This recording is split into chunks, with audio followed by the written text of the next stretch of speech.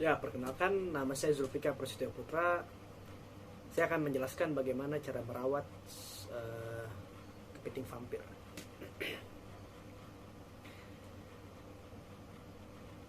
Pertama-tama kita harus mengenali kepiting vampir ini sendiri. Diyakini bahwa mereka telah berkecimpung dalam perdagangan akuarium selama beberapa dekade ini.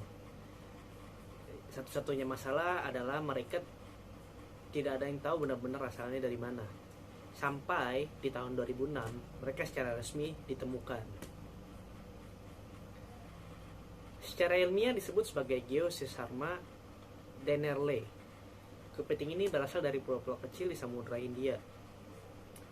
Mereka ditemukan hidup di Jawa, Sulawesi, Riau, dan Krakatau. Namun mereka juga telah didistribusikan ke seluruh Asia dan Pasifik Barat. Nah, kepiting vampir ini adalah makhluk yang unik dan relatif baru di dunia akuarium. Karenanya ada banyak disinformasi yang salah,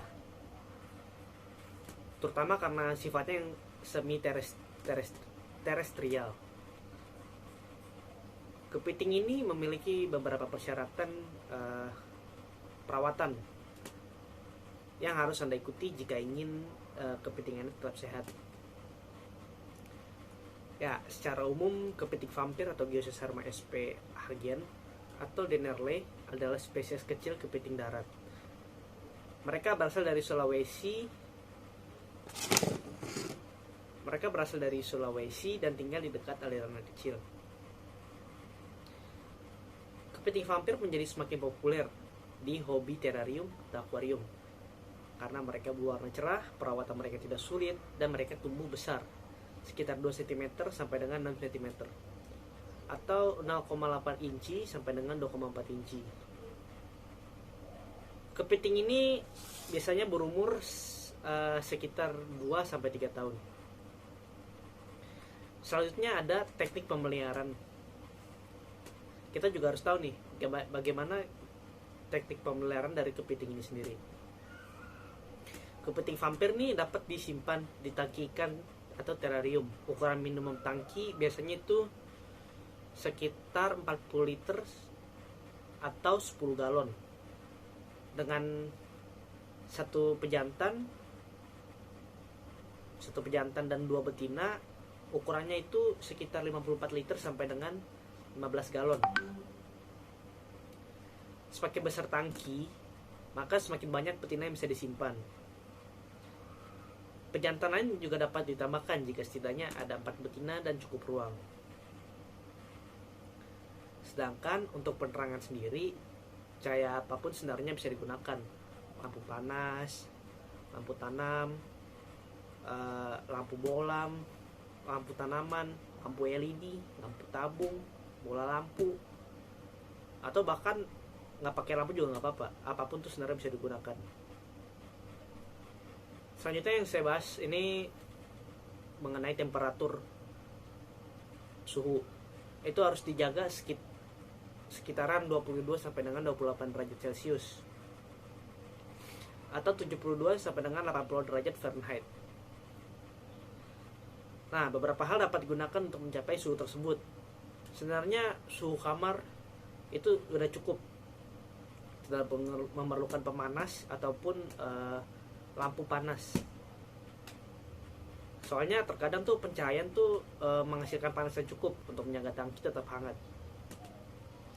Tapi ini kadang-kadang suhu membutuhkan sedikit bantuan dari tangki, terutama di tangki lebih besar.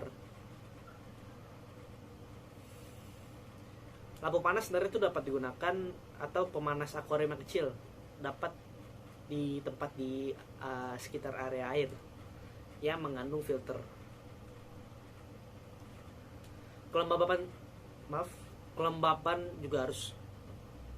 dalam tangki juga harus besar, harus di atas 80%. Hal ini dapat dicapai dengan menyemprotkan air dengan skala kecil seperti gerimis gitu ke dalam tangki sekali sehari, atau dengan membuat dinding infus. Dan fogger ini tidak diperlukan untuk kepiting vampir. Sistem ventilasi itu sangat dianjurkan karena kepiting vampir ini menyukai aliran udara yang segar. Ya, selanjutnya ada persiapan. Disarankan untuk menggunakan pengaturan bioaktif. Dengan cara ini, kepiting akan selalu memiliki akses ke sumber makanan, ditambah dengan serangga pembersih yang akan mengurus semua kekacauan yang dibuat oleh kepiting ini. Bagian dasar dari tangki itu sebenarnya opsional, tapi apapun bisa digunakan asalkan kepiting mampu menggalinya. Pasir, kerikil ikan, atau alas bioaktif, semuanya cocok. Yang penting jangan menggunakan kerikil besar, karena kaki-kaki kepiting bisa tersangkut dan patah. Nah, kepiting vampir ini adalah hewan darat, tetapi mereka itu melakukan pergantian kulit atau molting. Itu bisa ditemukan di hewan-hewan crustacea. Itu berganti kulitnya di dalam air. Nah, ini pergantian kulit ini sebenarnya dari beberapa pemilik baru yang memelihara kepiting ini kaget, sebenarnya kepiting saya mati atau tidak. Jawabannya tidak.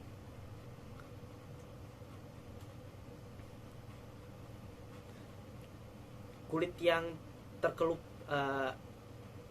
kulit yang telah diganti, warnanya itu lebih terang dari kepiting hidup dan tidak memiliki mata.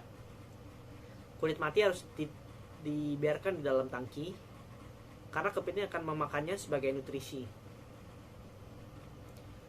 Nah, sedangkan untuk tempat persembunyian beberapa bisa digunakan seperti batu lava, lumut, bambu, kayu, tanaman, dan lain-lain. Nah, hal tersebut tuh dibutuhkan dalam jumlah banyak. Jika tidak ada tempat persembunyian yang cukup, maka kepiting tidak akan merasa aman untuk keluar menjelajahi tangki. Dan disarankan juga untuk menanam tangki mereka atau setidaknya menggunakan lumut. Dinding belakang juga bisa ditambahkan ke tangki. Namun kepiting bisa memanjatnya. Jadi ya pastikan mereka sama sekali tidak ada cara untuk mengeluarkan diri dari tangki. Air terjun dan drip wall juga opsional, karena mereka membantu menjaga kelembaban agar tetap tinggi. Itu sebabnya sering digunakan dalam tangki kepiting vampir. Nah, selanjutnya nih kita juga harus tahu tingkah laku mereka tuh kayak gimana sih. Kepiting vampir ini adalah hewan sosial dan damai antara satu dan yang lainnya. Namun mereka memiliki sifat teritorial, sehingga mereka akan menakut-nakuti teman satu tangkinya jika mereka saling berdekatan di tempat persembunyian. Ketika beberapa jantan disimpan dalam tangki kecil, maka mereka akan bertarung sampai mati. Nah, ini pentingnya mengapa kita harus memikirkan secara matang bagaimana kita akan menambahkan pejantan lagi atau tidak. Seperti yang kita tahu, kepiting ini adalah hewan nokturnal. Jadi mereka itu aktif pada malam hari. Nah, masalah umumnya nih, pemilik-pemilik baru ini terkadang tidak melihat kepiting mereka selama berhari-hari, berminggu-minggu, bahkan berbulan-bulan. Itu tidak berarti kepitingnya itu mati, bukan. Itu cuman sifat alamiah mereka, ya itu sifat nokturnal itu, mereka aktif pada malam hari. Nah, jika tangki ini tidak dipenuhi oleh tempat-tempat persembunyian, maka itu juga akan menyusahkan mereka untuk keluar, membuat kepiting itu stres. Selanjutnya ini ada pembiakan. Membiakan kepiting vampir ini tidak sulit sama sekali jika kondisinya tepat dari suhu, kelembapan, dan pengaturannya. Maka kepiting hanya tinggal kawin, maupun satu jantan dan satu betina, atau beberapa jantan dan beberapa betina, mereka akan mulai berkembang biak. Tidak perlu menyediakan kondisi tambahan untuk membuat kepiting ini berkembang biak. Betina akan membuat telur sekitar 15 sampai dengan 16 minggu. Kemudian ia akan melepaskan antara 20 dan 50 kepiting mini dewasa, atau kepiting yang baru lahir. di dekat air. Itu adalah sesuatu yang istimewa tentang spesies kepiting ini. Mereka tidak melepaskan larva, tapi mereka membawa larva sampai berkembang ke dalam kepiting mini. Bayi-bayi ini hanya beberapa milimeter, mereka belum memiliki warna apapun. Dan bayi-bayi ini akan menghabiskan sebagian besar waktu mereka di dalam atau sekitar wilayah perairan. Karena mereka sering berganti kulit. Butuh sekitar 8 sampai 10 bulan sampai kepiting muda ini berkembang menjadi dewasa. Ya, sekian dari saya. Mungkin ada ingin bertanya.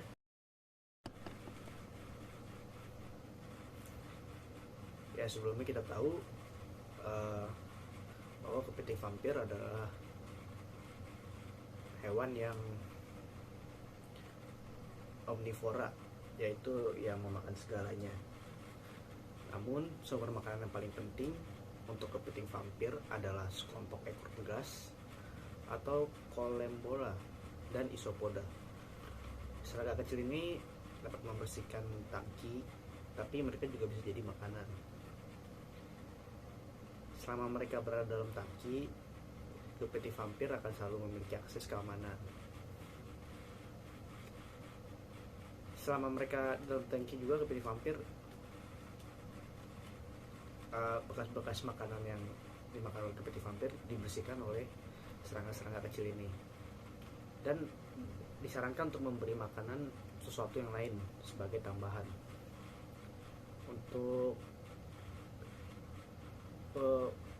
Untungnya kepiting vampir bukan hewan yang pilih-pilih makanan.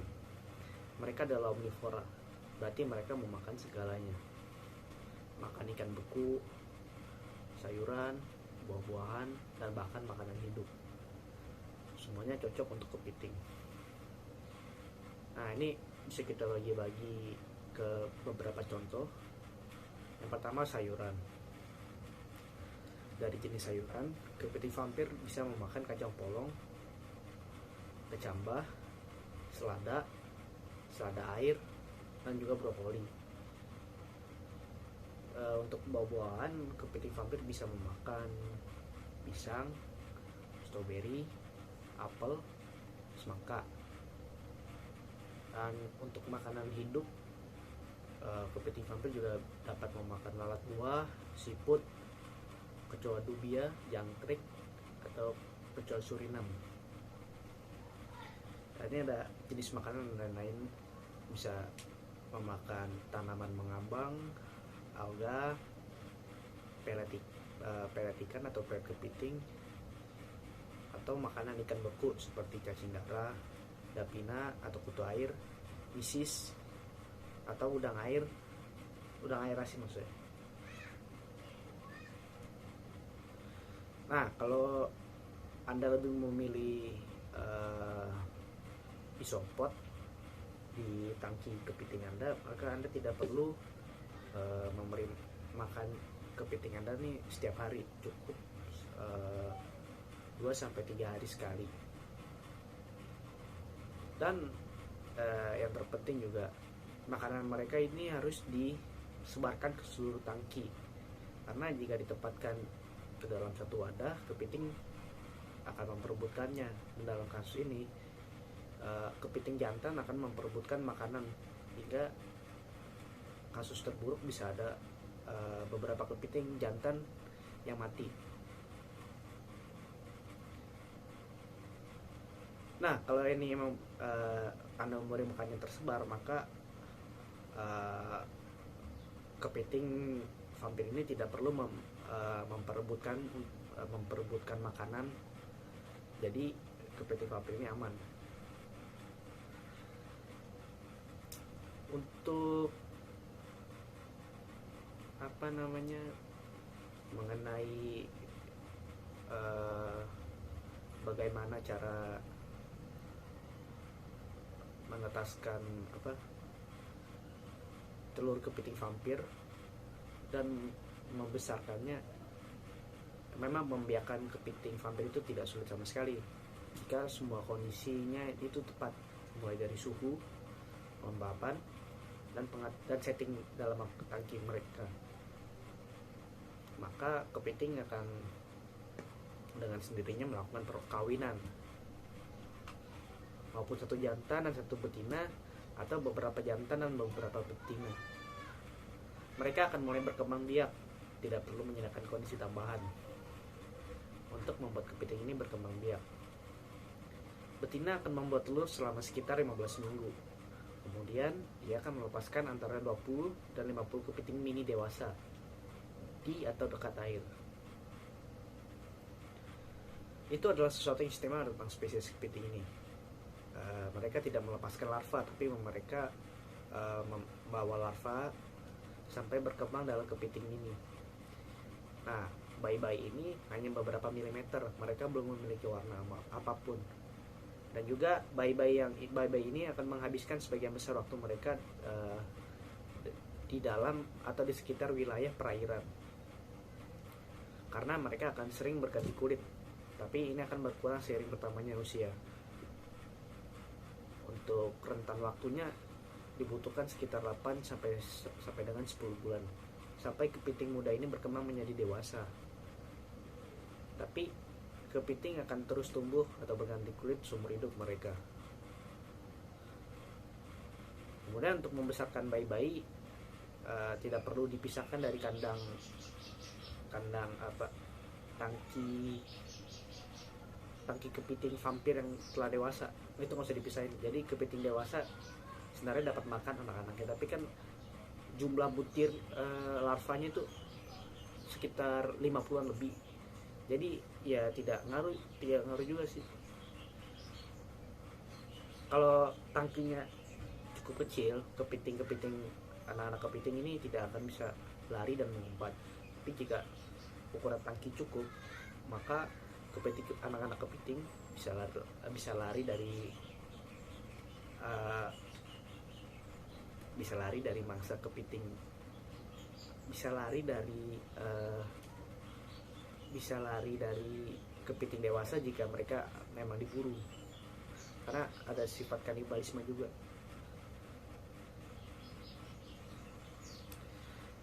Nah, ini yang penting dalam membesarkan bayi-bayi ini adalah kayak serangga yang tadi, ekor pegas dan isopod, karena pegas bisa menjadi sumber makanan nomor 1. Dan selain ekor pegas, serpian ikan yang dihancurkan dapat ditaburkan di seluruh tangki, dan lumut juga merupakan sumber makanan yang baik.